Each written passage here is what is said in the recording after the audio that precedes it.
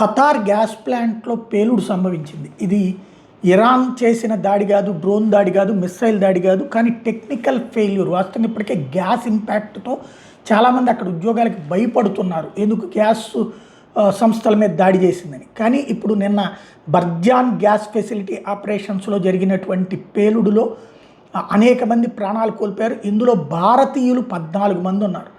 వాళ్ళ మృతదేహాన్ని ఇప్పుడు భారత్కి పంపిస్తామని చెప్తున్నారు. కానీ సమస్య ఏంటంటే గల్ఫ్ దేశాలలో డాలర్లలో డబ్బులు వస్తాయి, దిర్హాముల్లోనా లేకపోతే డాలర్లోనా డబ్బులు వస్తాయి జీతాలు. ఇక్కడ 10,000 రూపాయలు సంపాదించుకునేది అక్కడ 1,00,000 రూపాయలు సంపాదించుకోవచ్చు. కాస్త కష్టపడదాం, తిండి తిప్పలని జాగ్రత్తగా తగ్గించుకుని బ్యాలెన్స్ చేసుకుంటే కనుక మనం బతికేయచ్చు. మన బిడ్డల భవిష్యత్తు కోసమని వెళ్తున్నటువంటి వాళ్ళ కుటుంబాలకు అదొక విషాద వీచికగా మిగులుతోంది.